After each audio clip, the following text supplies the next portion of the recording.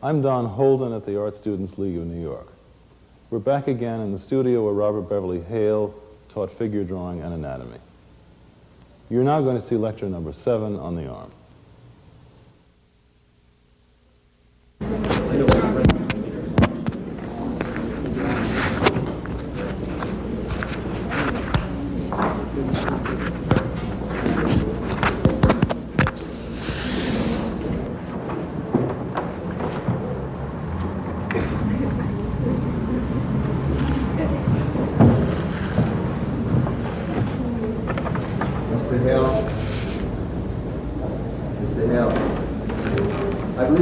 God said you should have the model upstairs in one room, you should do your painting downstairs. Very good idea. How would you suggest we visualize the model while you're lecturing? In your heads. This is actually a very intellectual course. Drawing is a very intellectual business.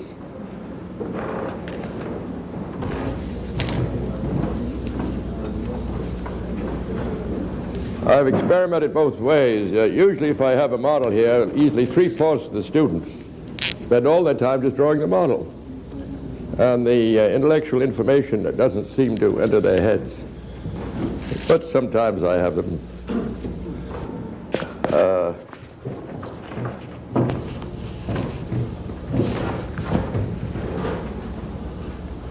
Today we're going to do the arm. I think we take the right arm. We came down the left leg. Let's do the right arm. This is the humerus.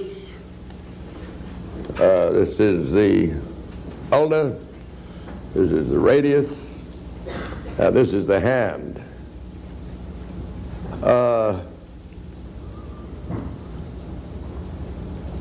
The hand is a good deal like the foot. It has this package of bones here that's called the carpus. Down there is called the tarsus.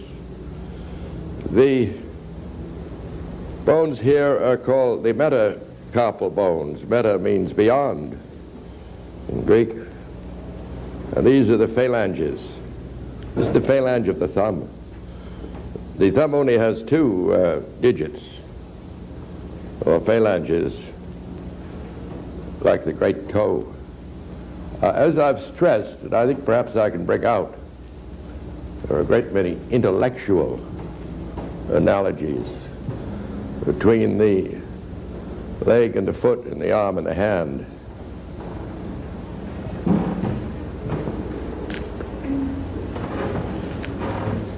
I think we might draw a back view.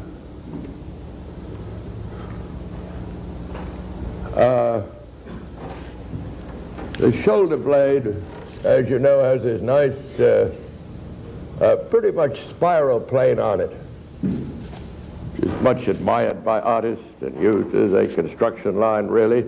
I would imagine the top line would be used as the construction line. And if you can throw that in, you can, of course, always place the entire shoulder blade. It then has behind it a plane that supports the spine itself, a down plane, which is why I put shade on it. In illusionary drawing, we keep the up planes light and the down planes dark under most circumstances, because we feel that the light comes from heaven or above us. Well, it always has. We've had the sun in the daytime, moon at night, you know. We have that very deep in our subconscious. There is behind that a plane which is like a portion of an eggshell.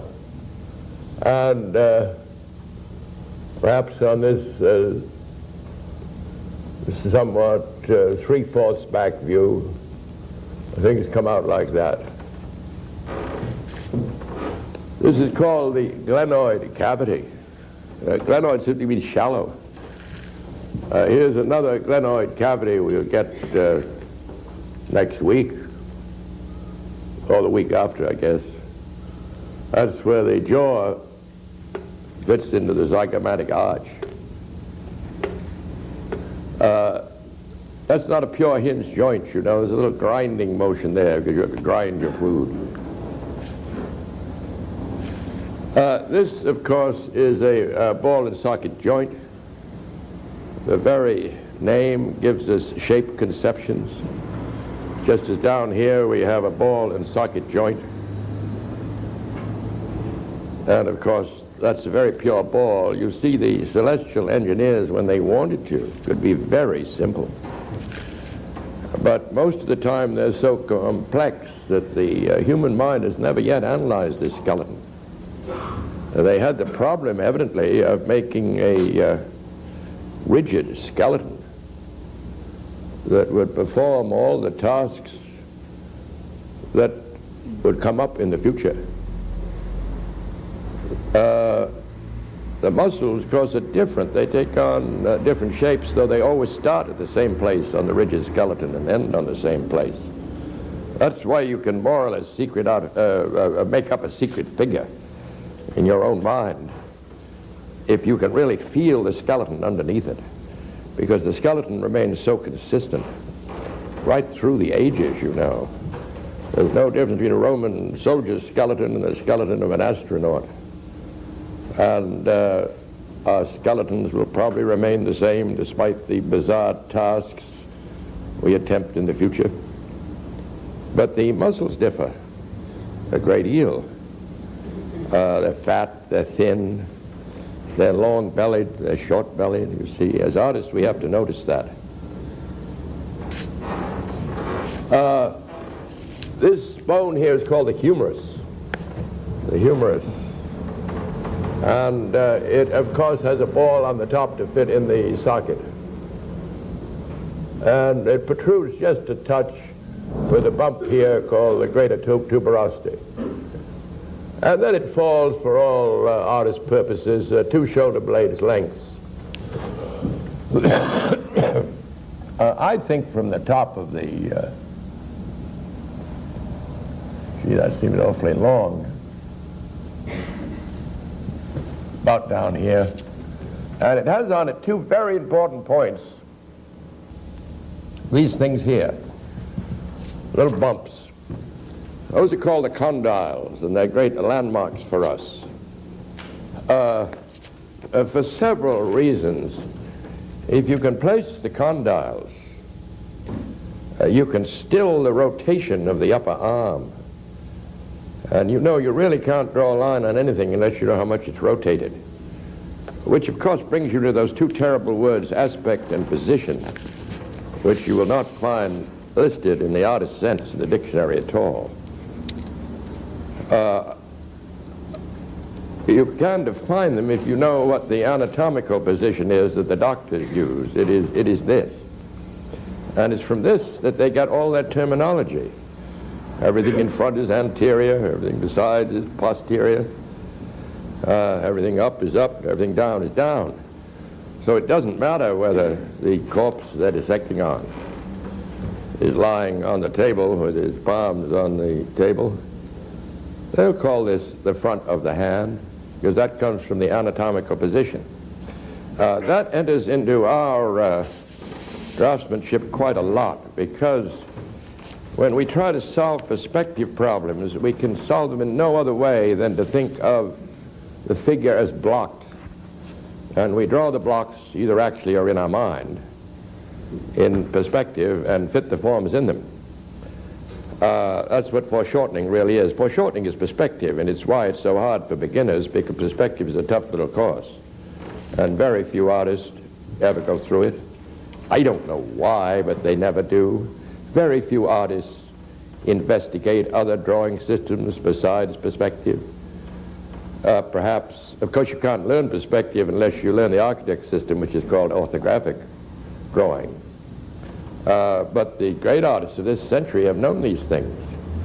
And they know 15 or 20 other drawing systems, and of course have made remarkable effects with them. So I think you might study reference planes and drawing systems if you're very ambitious, like cavalier perspective, military perspective, things of that sort, oblique perspective. It's also fun to go through ancient art and find out exactly what drawing system they were using. If you study these matters, which of course are all in the books, like so many things. It's possible if you took up an art drawing system, you would be considered by your peers as highly original. Though God knows there's very little original in art.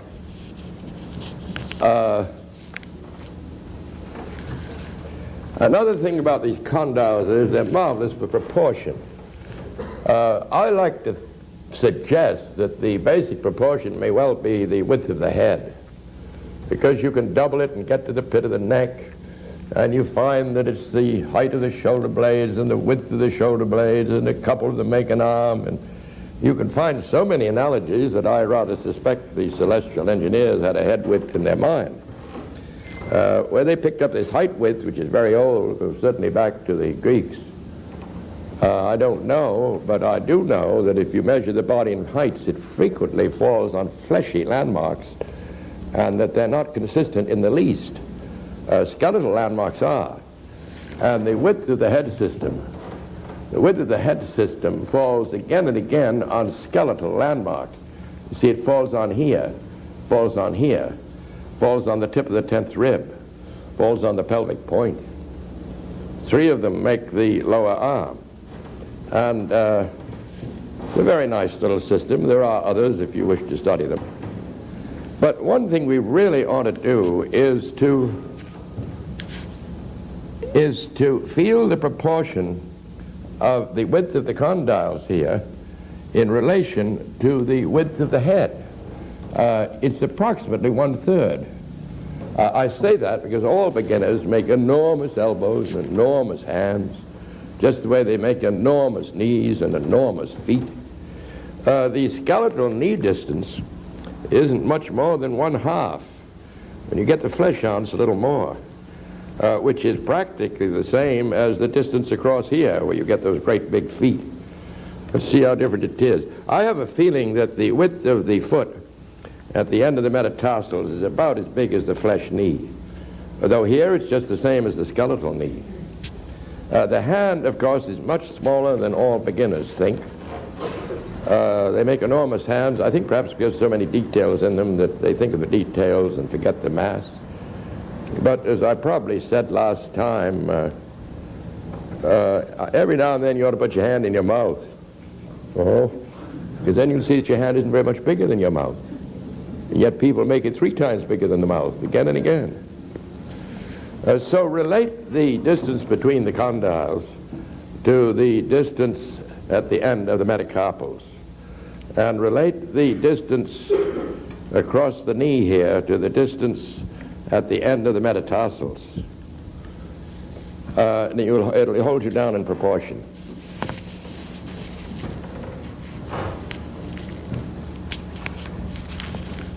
Well, of course,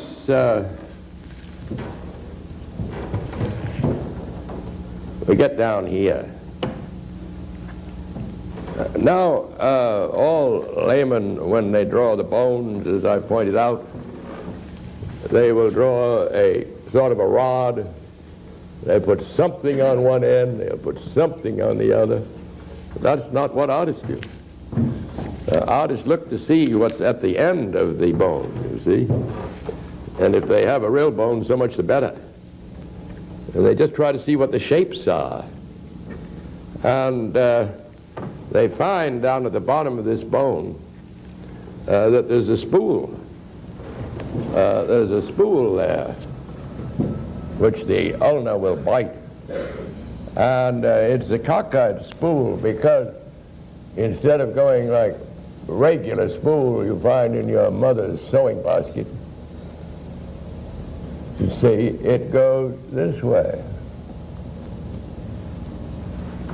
That's very different. And of course that makes a lot of difference in drawing, as we'll see in a second on the front view. I guess we better draw a side view.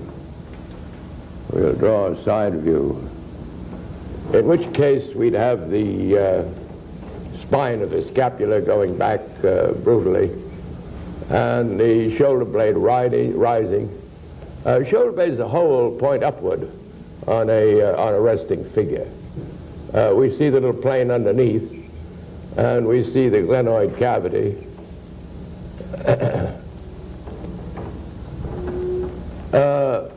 The bone fits in there, of course, great big ball.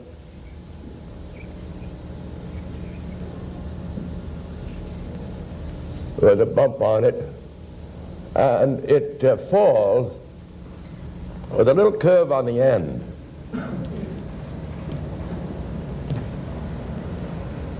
A little curve on the end.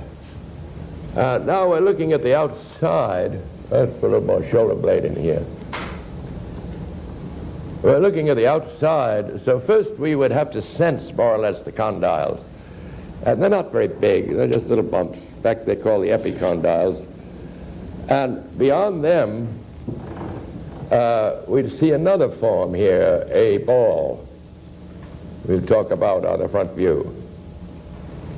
And then beyond that, we see the spool. Oh, I think I'm doing a left shoulder blade. I didn't mean to do that. It doesn't make any difference.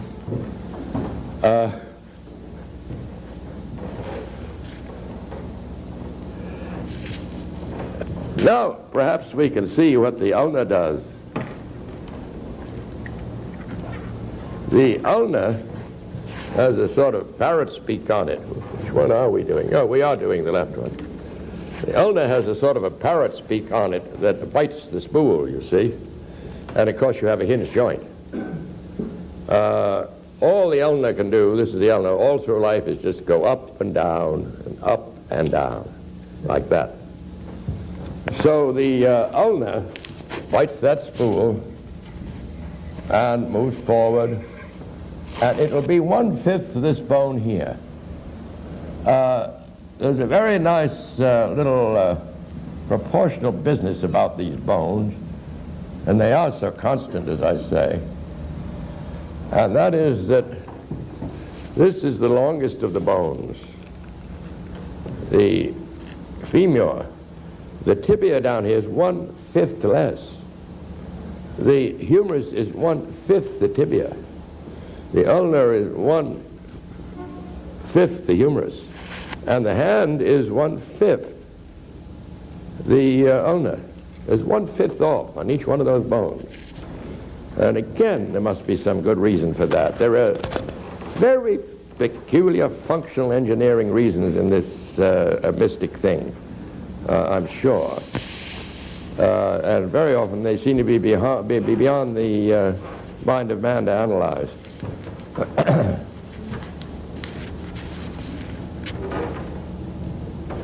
Well, I think a front view would be in order. Be a front view of the left one.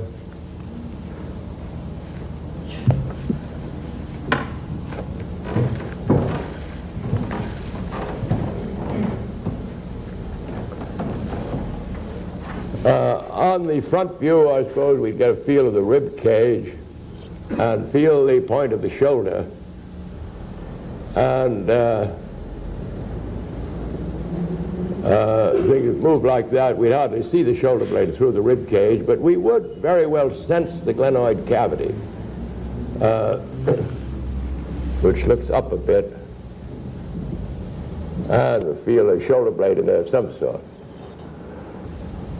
And the big ball of the bone would go in, protected by the slight downward slant of the point of the shoulder, which, as you realize, is this thing. Of course, the doctors have a name for that. That's the acromion process. We artists call it the shoulder point. And it's a great landmark for us, this point here. You can almost always see it on the model. The ball of the bone is clear, and the bump on the end of it is clear, and the bone falls. And now we know what's on the bottom of it. A spool, which is very, and we'd be quite careful in our distance across there. Probably glance up at the head. I think it's quite good when you're drawing to take a glance at the head very often to hold your proportions down, because the width of that head And the width is back here, you know. The width of that head is a nice constant. And so we might make that maybe a third of the width of the head. Underneath is the spool. And next to it a ball or sphere. Those conceptions scarcely have to be refined. The mechanics are so clear. Now, the rib cage, as you see, is in here. See how the bone is arranged so that it clears the rib cage, because evidently we were animals that had to run about like this on all fours, and it would be necessary for the bone to clear the rib cage, you see. Now, the ulna bites the bone, but of course, on account of the quality of the sphere, it goes off in that direction. You see, the arm is not straight as the beginner thinks. The arm comes down here. What arm are we doing? The left. Comes down here and then goes way out, you see. There's a big change in angles. If you're starting to draw, of course, you have a great tendency to move towards the vertical and towards the horizontal. Less in country people than in city people, you find, if you teach. But in the country, in the city, all we see are these post and beam things, you know, post and beam architecture. So we see horizontals and verticals, and we get the feeling the human body is that way. But it's not at all. So the ulna bites the spool and goes off in this direction, in a most pronounced manner. And it starts quite large, and it has a bump on the bottom, and it would be about 1/5 the length of the humerus. That bump on the bottom, I think we all know. It's this great bump here that always shows up at the wrist. Next to it is the radius. And the radius is hollowed out on the top and pushed up against the ball. And there's a gentle S-curve, and it ends up very large, though not as large as the width across here. It's narrower than that. Because the radius is going to hold the hand. For the artist, the radius and the hand are one. This is the radius. And the hand articulates, as the doctors say, or moves against the radius. There's hardly any connection whatsoever between the ulna and the hand, one little tiny ligament. So the artist always thinks of the hand and the radius in conjunction. Now we know how long the hand will be, because it'll be 1/5 the ulna. You see, it'll be about so big. And half of that will be the so-called body of the hand. So the hand will not be so hard to draw, because we can feel the body sort of that way and throw out a few fingers and give it a thumb. And we're doing this sort of thing. We're out of the palm side. But we will keep in mind this distance in relation to this across the body, and try not to make this 20 times bigger down here. I'm always embarrassed by some of these simple things I say, as I said last time. There are always a number of professional artists here who know most of these things, but I also have lots of beginners. So I have to talk to a very mixed audience, you know. So if I seem too simple, do forgive me. If I seem too complex, do forgive me. Times I get so complex I can't understand what I'm saying myself. Now, you see the way things go? We move vertically there on the anatomical position, then out, and then back again, really back more than I drew. That's a rule that plays deep in drawing, that as you move from form to form in the human body, you change thrust, as they say, or the position of the form. Or it's very liable to change. I mean, you can hold the finger straight, but normally the body likes to change as you move from one form to another in direction.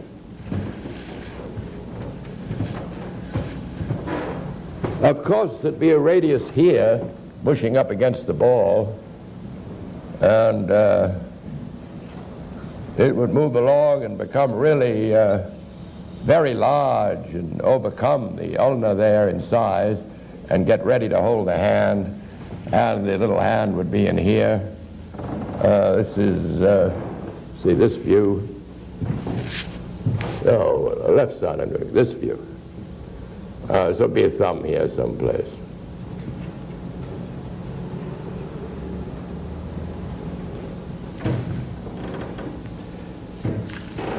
Well, there's a little talk about the bones. You can study them a lot if you wish, and it'll pay dividends. But now let's think about function, because function creates form. How do we do this? You see, all the muscles on the upper arm here are engaged in doing this. Flexion and extension, they call it. Well, we open up the arm with the triceps muscle. The triceps muscle, that means 3 heads. And indeed it has 3 heads and a common tendon. And it's on this back view. It's on this back view. If you don't mind, I'll send the radius sort of into the board.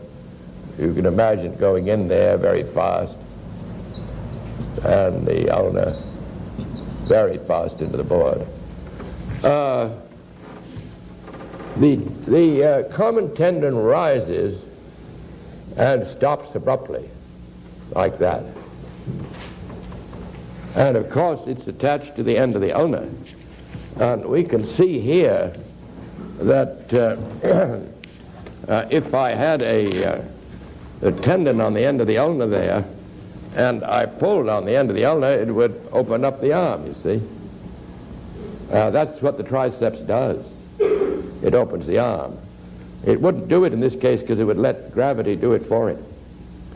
Don't forget that body of yours is entirely and subconsciously alive to gravity, and it's not going to do any work unless it has to. It's rather strange on the human body that the ulna does not project quite a distance out, because if it did, the triceps coming down here get much more leverage, you see. And you'll find it does on most of the animals, especially those who have to make a quick getaway. But on us it does not, and again I don't know the reason. It might be partially sexual, because of course you've got a graceful arm there. Imagine meeting somebody whose ulna came out to here, you know, you could scarcely want to reproduce the race with them, you see. So that may be what it is. But it certainly is not as efficient as it could be. Just look at the next animal you see and see how far back his ulna protrudes, especially if he's a fast mover. There are 3 heads that go into this common tendon of the triceps. The outside head, which we're in the back, the outside head, which starts at the, oh no, I'm so sorry, the inside head, which grows off the bone.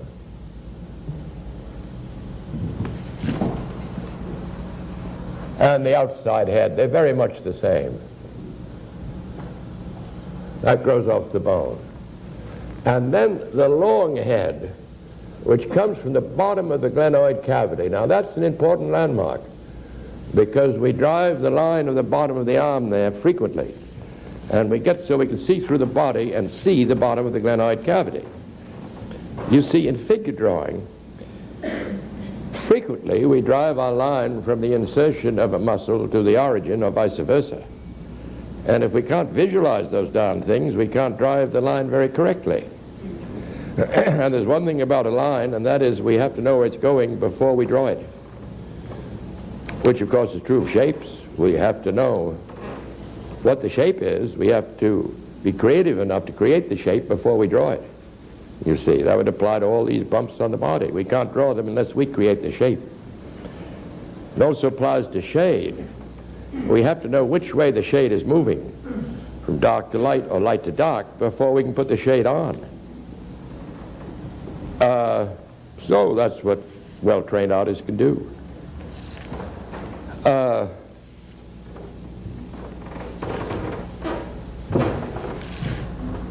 The long head starts at the bottom of the glenoid cavity and comes down and merges with the inner head.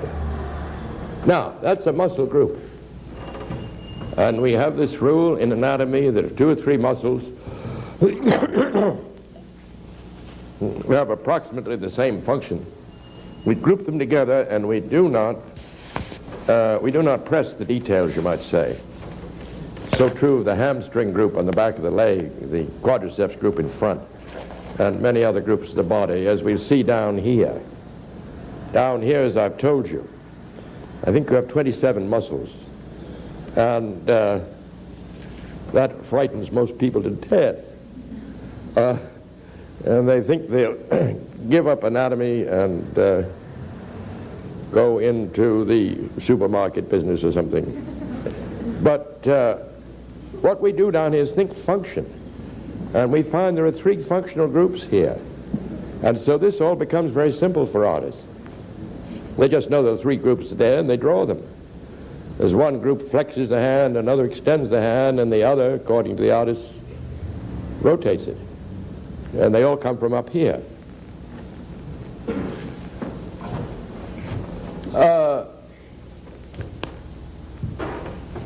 This is a very interesting line, a line we look for throughout the body. This would be called the line of the insertion of the fibers. And you'll see it again and again in the works of first-rate artists. Of course, if you can find a line on the body, you seize it. Because if you can draw that line correctly, it will not only give the illusion of the shape over which it's passing, but the direction of the shape. You see, if you take a cylinder that's absolutely upright, the way an arm might be, and you throw a rubber band around it that way, it goes that way. But if that arm comes like this, there's a small detail to be sure. If the arm comes like that, of course the rubber band now begins to go that way, and this part here, or this part here, it takes on a very different character, though it's rather subtle. It's convex to the top. If you push the arm forward, of course, that little line, which they love, would be convex to the bottom. Now, that's the way draftsmen think.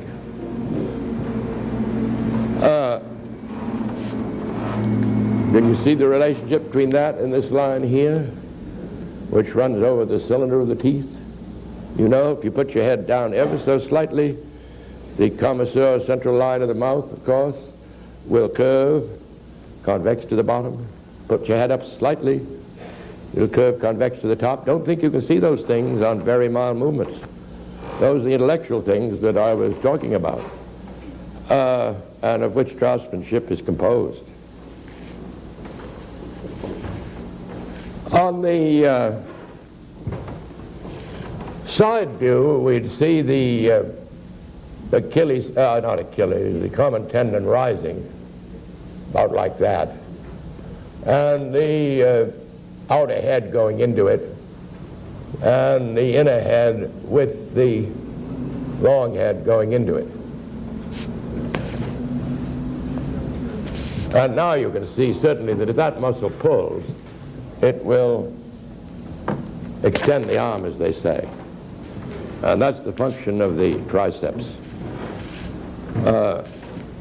On this view here, we run into one of those cases where when we look at the front of the body, we see the back. Perhaps you remember it down here on the leg. When you look at the front of the leg, you see the calf in the back, on this side particularly, and even on the other side if you know your anatomy, because soleus takes the outline on the other side. When you look at the front of the head, you see the back. You see it's widest there. When you look at the pelvis, you see the front, because the buttocks are squeezed in, you see. So, of course, an artist goes all through the body to find out where it's narrow in front and wide in back, and vice versa. Of course, the way the artist really does that is to draw what they call contour lines. Now, when you're doing your drawings in the school, you see a contour line is a line that a little bug with ink on his feet would make if he traveled over this body. And there's no better practice in drawing than to do that. Also, if you're drawing the model, to draw it around the back where you can't see it. Because you know what you get then? You get the cross-section of the body. Now, draftsmanship is all mixed up with architecture. But remember, perspective springs from architecture. And any good artist, when he looks at the front of the body, can visualize the side. He can visualize the side, which is the side elevation. This is the front elevation. He can visualize the plan and all the planned sections of the body, all the way from the top of the head to the balls of the feet. If he couldn't do that, he couldn't do traditional shade. So draw a lot of contour lines. There's no better way to teach yourself drawing and to get so you can remember this body. You can draw them in any direction you want. But I would think perhaps the horizontal and the vertical are the most valuable. Though I did have an instructor who made me draw them like a, what do they call it, a domino suit, you know, with lines this way and lines this way.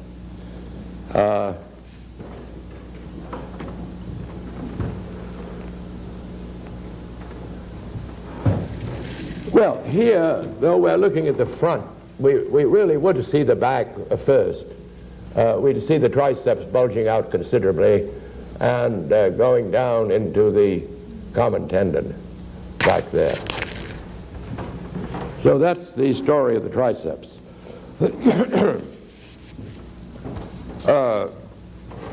Now, we know how we open up our arm. Now the question is, how do we flex it?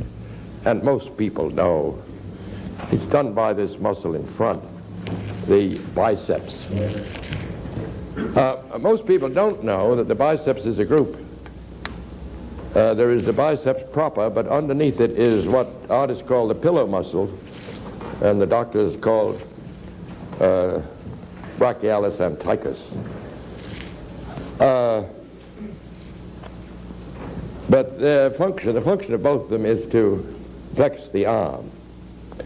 The pillow muscle on the front view here grows out of the bone about there, I guess. It comes down, brachialis anticus, comes down, it's just about the same size as the biceps that covers it, and it goes into the head of the ulna.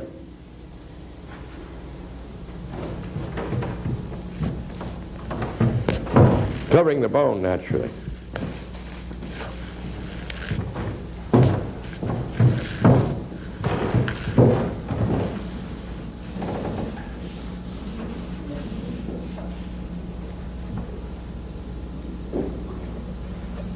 The biceps it has itself, that means two-headed muscle, has two heads. And one head comes from this process here that we call the coracoid process. You'll notice on the shoulder blade there's this thing that sticks out here, and to a certain extent it protects the joint, but also it receives, I think, 3 muscles. And that we can draw in here, and we try to see through and remember it if we can. Because one of the tendons of the biceps comes off it. The other tendon travels over this, actually comes to the top of the glenoid cavity, travels over the bone and comes down what they call the bicipital canal. And then suddenly, the 2 muscles of the biceps appear, not much bigger than the pillow muscle, and they send quite an evident tendon into the radius there. They too, of course, the biceps flexes the arm. You have to realize that the radius and ulna are held together by cross ligaments, so they're practically one form. That tendon is noted by artists quite often and is quite apparent.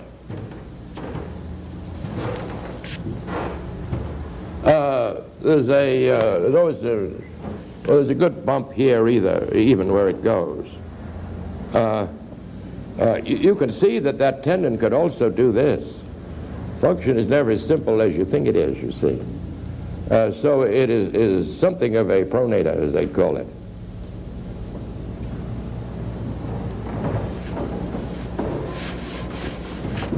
Here we could see the pillow muscle coming down and sending its tendon into the ulna.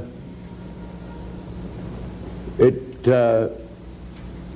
gathers around the bone a bit. And then we can see in front the biceps, which would start way up here. And there's a little touch in the biceps that finicky artists know. There's a little break there that is much more obvious when the muscle is in tension. But it's not a bad idea to be aware of that, because people alive make this line too sweet, you know. There are several breaks like that in the body that professionals are very aware of, that take the sweetness out of the line. I think I've mentioned them occasionally. And it comes down here, and all we'd see would be the tendon going into the radius. Again, this is a group of two muscles with much the same function. And I've never seen an artist yet who will use that line, separating biceps from brachialis anticus, or the pillar muscle.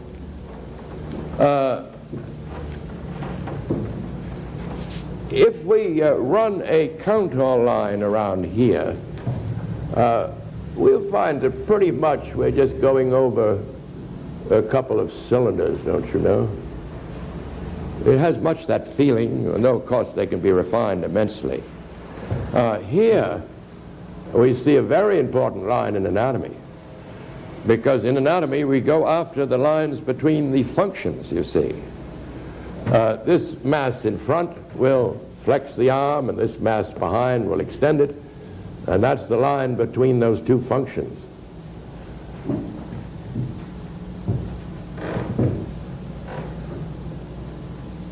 Well, it seems time for a little recess, and we'll come back and we'll finish up this arm.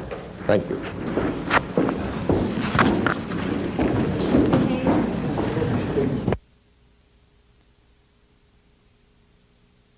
And I'll talk a little about these muscles here today. The details really have to do with the hand. It's the tendons coming down that we study as hard as we can. And we'll relate more about those next time.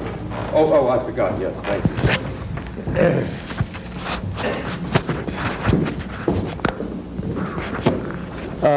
Let's take the problem of somebody with their arm raised like this, which is a tough one, and see how the artist thinks it through.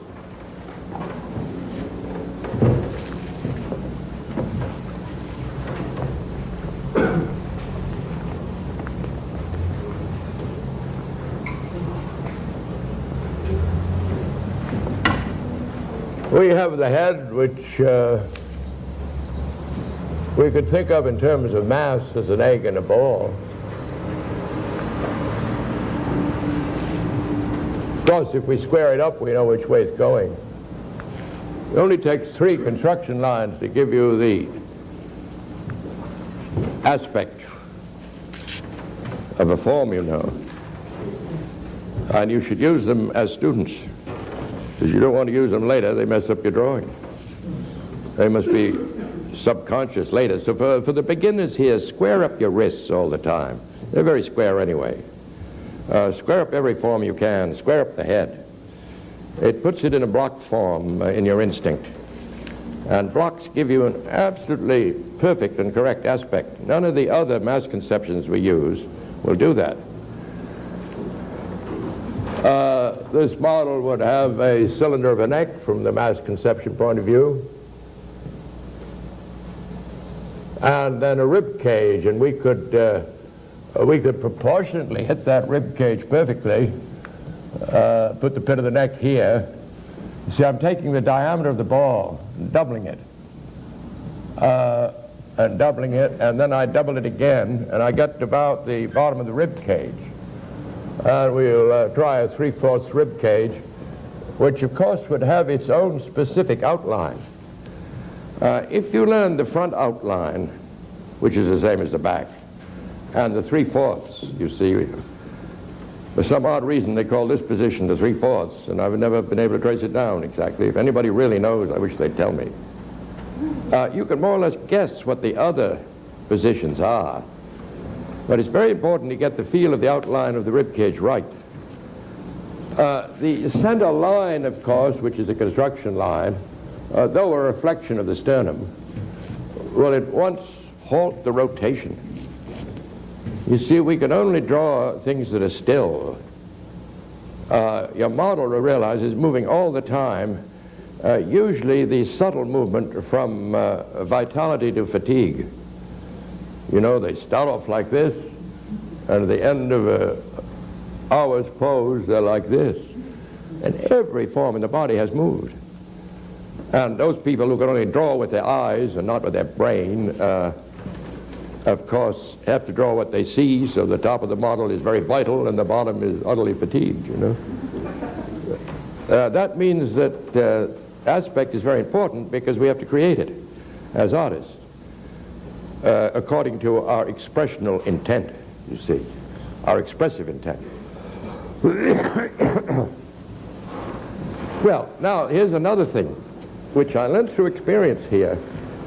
I used to have I always do have a few elderly ladies in my class, and they've been depressed by life, and I could well understand why. And they draw the model in a depressing way. And I thought, well, bit by bit, I'm going to try to find out what they do to make this model look so depressing. And one of the first things I found out was when they raised the arm, they would never raise the collarbone. See, when the model raises her arm, she raises the collarbone, if she does it with vitality. Because in no time at all she gets tired, and the collarbone comes down to the horizontal. And if you draw the collarbone on the horizontal, on the raised arm, of course, you get a spiritless raised arm. Look at Goya for that, who exaggerates it. So if this model is going to raise her arm, I'm going to raise the collarbone. You see, you give a little vitality here, and we just think of it as a S-shaped line. Let's never think of it as a straight line. It isn't. And if you draw it as a straight line, which it may appear on certain aspects, change it just a touch so it looks like an S-curve. If we can see through the body, we might be able to see the glenoid cavity and the acromion process. We could then put the arm bone in. I'll show you what I'm trying to do here.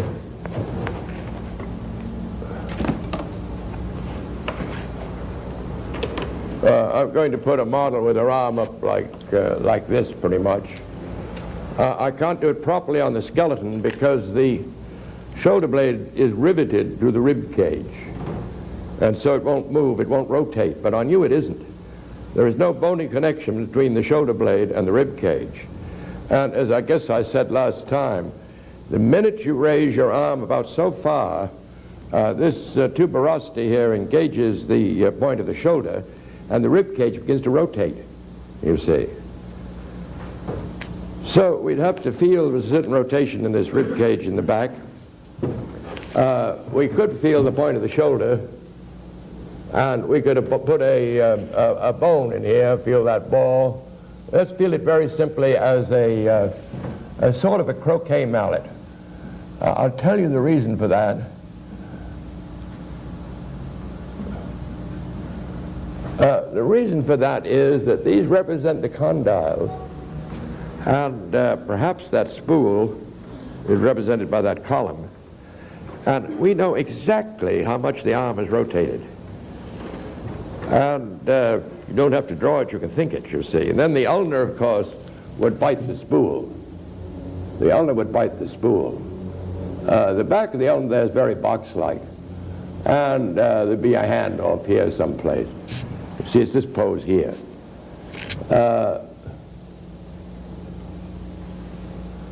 Well, now we know there's a underline there, and we know what it is. We've drawn just a bit. We know that it's the long head of the triceps, and it would start here, and it would end where the long head originates at the bottom of the glenoid cavity. You see, that's a landmark. And one of the great things in learning how to draw is to constantly place landmarks on the front and the back of the body, especially on the back if you're doing the front. Get that ability to see through, because then no trouble for me at all to just draw the line from one place to the other, you know. The biceps would originate there, but we know where it ends up. You see, on the coracoid process. So our line generally follows that idea, you see. That's a pretty fat girl, isn't it?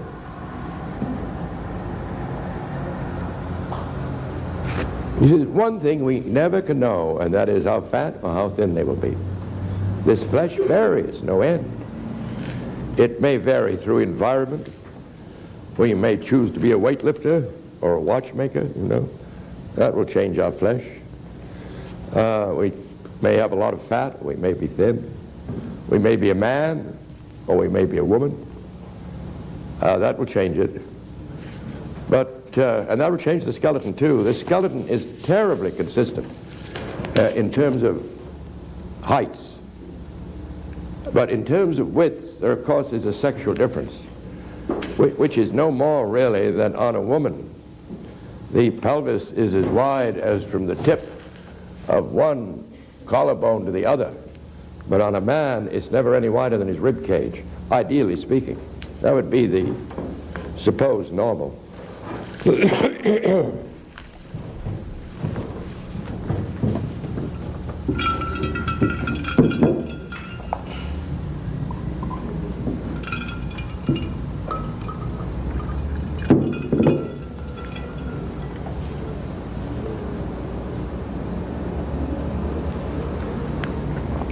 But as far as the artist is concerned, in a so-called secret figure, you can hold the heights on a man the same as the heights on a woman. But the widths, though they remain quite constant on men and women, the pelvis is narrower, to be sure. But these things we learn about the pelvis, such as the fact that the sacrum is 1/3 of the width, is true on both men and women. The fact that the distance from one ischium to the other is half a pelvis is true on men and women. The ratios are constant, is a strange thing. But the heights we can assume to remain about the same. You see, since the women's pelvis is so much wider, it really makes this thing look shorter. But it's just because it's narrow on top on a man, therefore it seems to look longer. And men are built, men of course are larger physically, normally anyway. Now we have we have lots of things we talked about. You remember pectoralis minor? That will frequently hit the outline when the arm is raised. But since we know where it starts and where it ends on the little old coracoid process there, if we can see it through the flesh, we know where to drive our line. The deltoid gets all piled up here, and it's going in between the muscles on the other side there, and it will flow around here and bulge up a good deal and come back to its 1/3 oranger, than they say, on the collarbone. Pectoralis major would go in here, and for a moment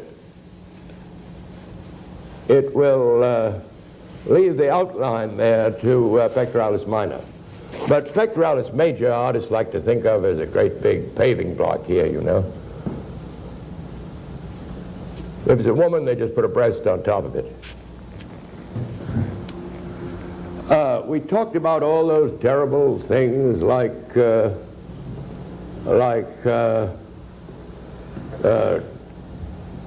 teres major, which we could see here as a good line hiding all this.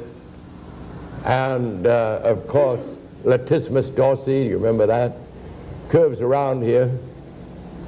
And can some of you remember these things here? These are the anterior serratus. There are 5 of them the artist draws. They're muscles that pull the shoulder blade around to the front. And we can see them on this gentleman quite clearly, these things here. But their whole idea is to pull the shoulder blade around. They're greatly developed on prize fighters. Now, latissimus dorsi is a beautiful curve, and I don't know that we could draw it unless we could visualize a pelvis back there and feel a little pelvic crest and all that sort of thing. Well, that takes a little practice because I'm going to draw this marvelous spiral line that artists are fond of.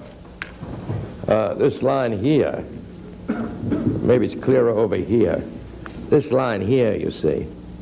I have to know where it starts and I have to know where it ends. And if I can look through and see the pelvis, I know perfectly well it ends a little to the inside of the high point. And just because I've drawn a good deal, I can say, we're right there. You see, that's a point. I don't see why students should mind putting points in their drawings because, you know, it doesn't ruin them. They hate to tell you put lines all over them, construction lines, because they can't take them home to their family and show them to them. Because the family will say, what are all those horrible lines doing, you know? But don't let that bother you too much, because construction lines teach you more than anything. But points are used by professionals well on into their life. In fact, up to their death.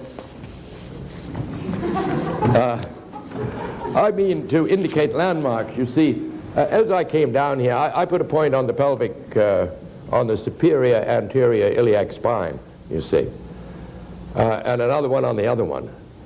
And meant a great deal to me. I know as an artist that there are 9 lines that go to that point, and so it must be very important in a finished drawing. And probably you could think of some others too. And so as I come down, I want to know where that point is, because I want to know where my lines are going to go. Well, when I run this beautiful spiral of latissimus dorsi down here, you see it it starts in front here, and it takes on a great deal of meat and begins to cover things up here, and then of course it travels. This line here is going to travel to that point in the back. In other words, it's going to spiral around the body to the back, you see. In the hands of really, I never know what to call them, but finicky artists, they might well run that line over each one of the serratus as they bring it around, you see, like that. Because if you run a line that way, it explains the form underneath. I'll tell you where artists do that all the time. If this girl here had a belt, and if you were standing at a belly, and most of them do, you know, suppose she had a belt. This is for the beginners, naturally. And if that belt looked straight to you, you know, and it often does about on the horizon line, you'd never take it.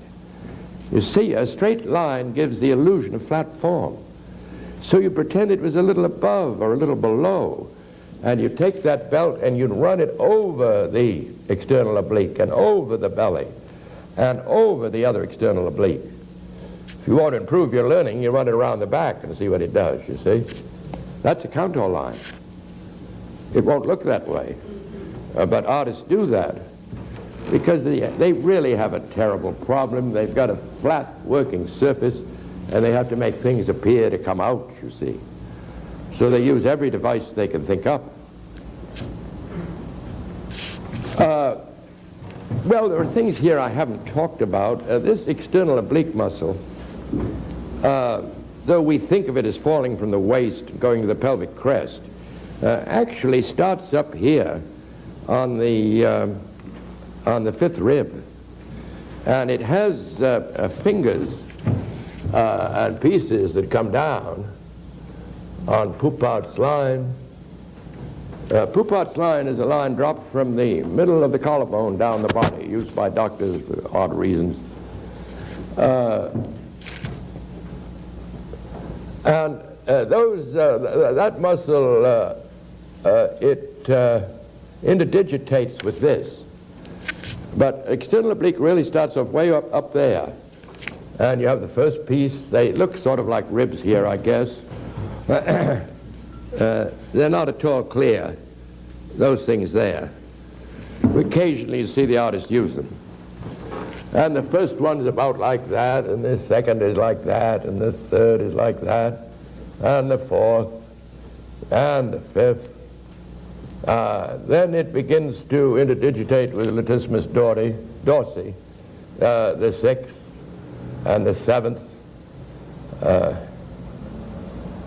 and the eighth, and 9, 10.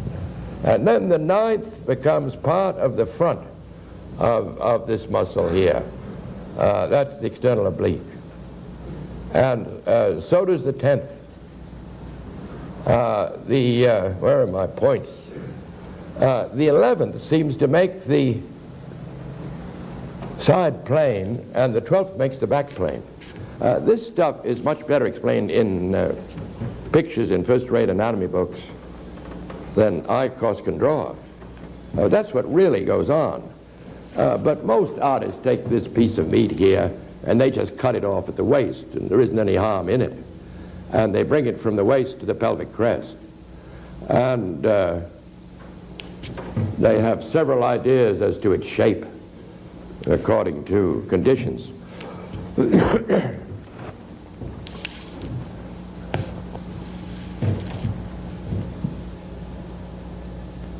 I think now we can see that double cylindrical quality that the arm has in many cases when you see it out this way, biceps, triceps, with the line between the functions in the middle. I'm not sure how much we talked about the deltoid. Let's take a look at it. On the back here, artists like to think of the deltoid as coming from the back of the spine, from the point, and from the collarbone in front here.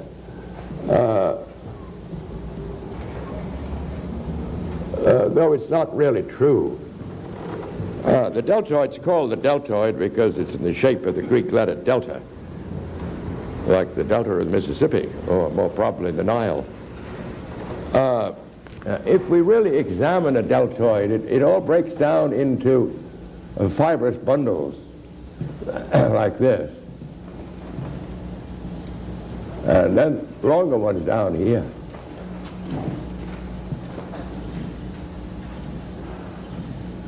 Of course, they're much smaller than I'm going to draw. But you see, when I draw it on the outline here, that's the reflection of this group. And then there's always a little break known to experts right there. The deltoid will go halfway down the bone. Beginners are very liable. I'm exaggerating it, of course. Beginners are liable to make it much too high. I'll tell you what beginners do. Watch out for it. You know, beginners always put a concave there, and then they'll send the deltoid out like that. But if you just feel yourself and feel the point of your shoulder, you'll find it fall very rapidly, about like that. There are certain misconceptions that laymen have that are so constant that they must have very sound psychological reasons. And it's fun to think them out, because after all, we've all been children and laymen, you know. So we've now taken the road less traveled by, according to Robert Frost.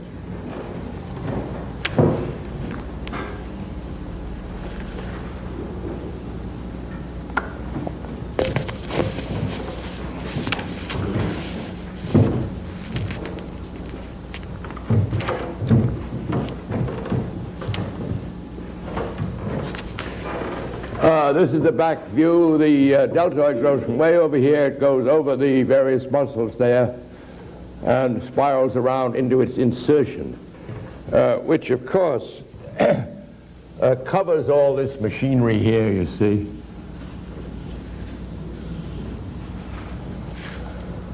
Here we see a collarbone moving to the front.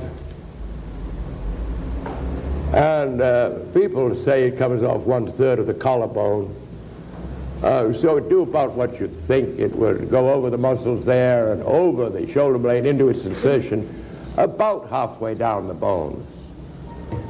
And then would come off here and would do the same thing. Cover that all up. I think its function is very clear. You see on this picture here, its great idea would be to pull the arm out. And that would be done more or less by the muscle bundles that descended from the point of the shoulder. Here you see, if these bundles go into action, it can pull the arm back. And in front here, we'll see how it's capable of pulling the arm forward. Watch it go now in between the two cylinders, where it likes to be, likes to go. And they always say you take 1/3. And here you bring it over the pectoralis muscles and send it over into its insertion, hiding everything, of course, that we've studied so assiduously.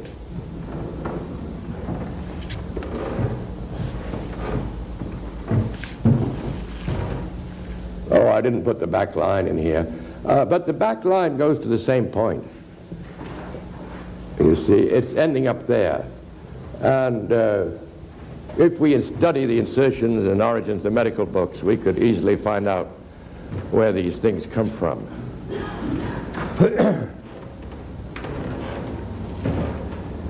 Of course, I haven't said much about animals here. The catalog said I would, I noticed. But all I know is that once you learn your human anatomy, it's terribly easy to draw animals.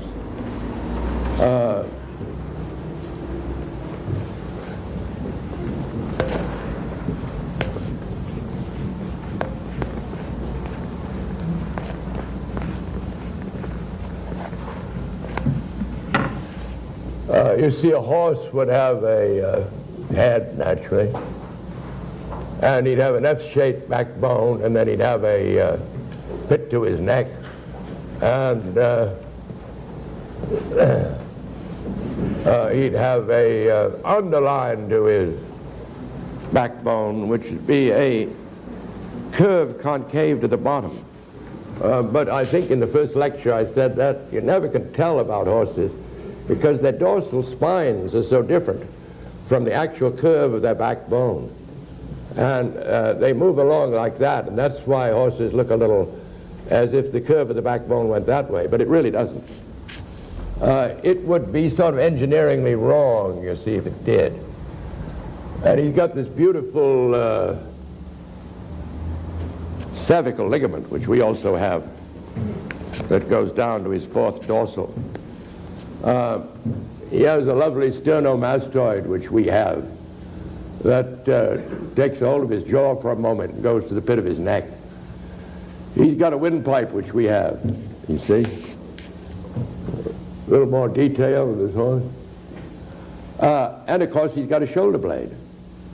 Now, his shoulder blade is a lot like ours, in that it has a triangle on the top, a triangle below, but the spine of his shoulder blade is extraordinarily straight.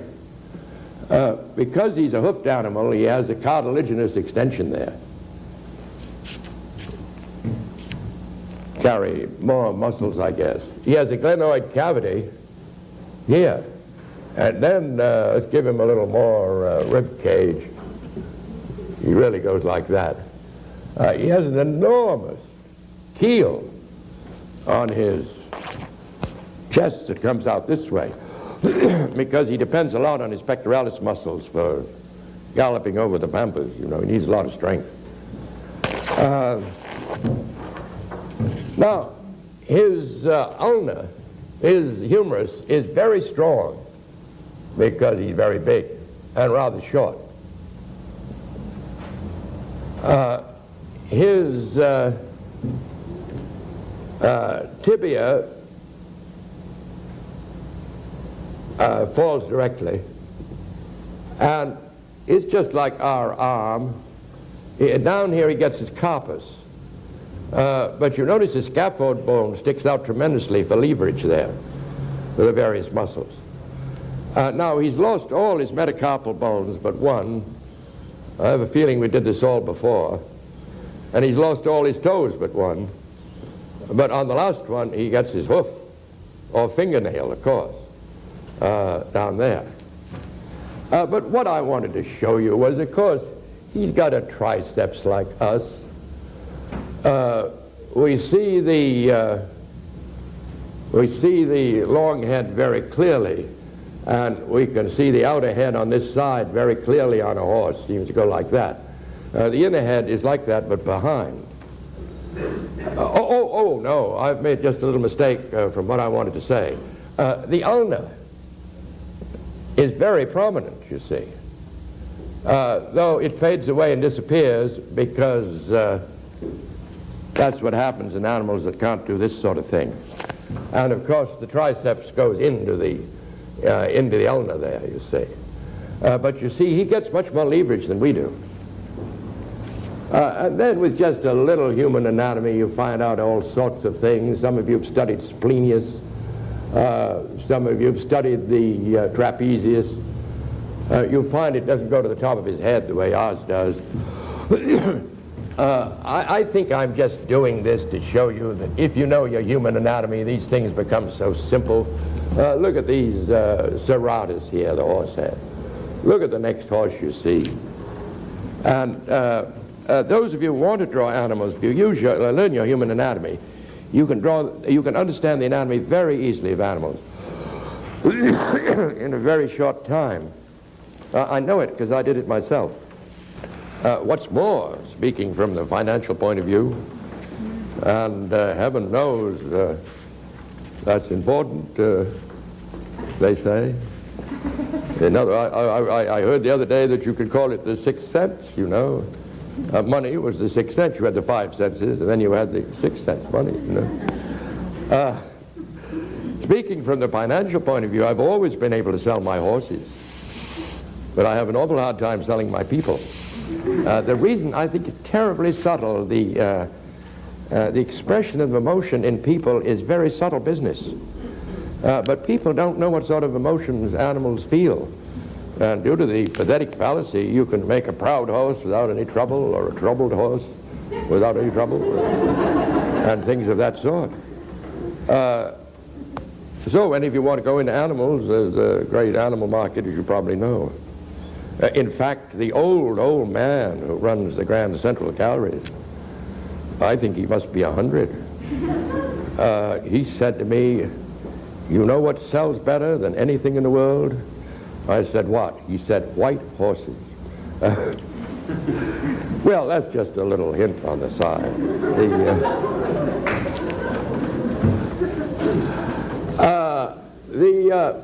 The horse's sternomastoid comes down here, and because he hasn't any collarbone, gets all mixed up with his biceps here, you see, and his deltoid. And lots of funny things change and happen that you could easily study. I knew them very well at one time, and it made horse drawing very easy. Oh my, I'm way beyond time. Well, here are the facts. Here is the logic, but I always feel as an art teacher, my job is to teach values, frankly. Values, and we're talking about animals.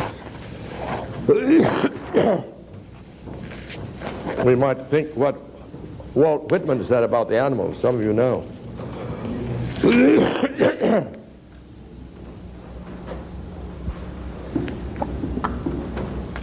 Walt Whitman said, "I think I could turn and live with the animals." I stand and look at them. I think I could turn and live with the animals. They are so placid and self-contained. I stand and look at them long and long. They do not sweat or whine about their condition. They do not stay awake in the dark and weep for their sins. They do not make me sick discussing their duty to God. Not one. Not one is something. I can't quite remember that. Not one is something. Not one is demented with the mania of owning things. Not one is dissatisfied. Not one is demented with the mania of owning things. Not one kneels to another, nor to his kind that lived thousands of years ago. Not one is respectable or unhappy over this whole earth. Thank you.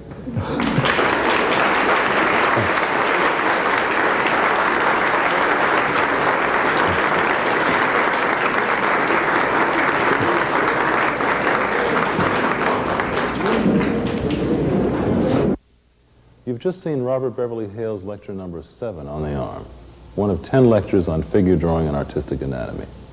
We hope you'll join us for the next lecture in this series, lecture number 8 on the hand. This is Don Holden at the Art Students League of New York.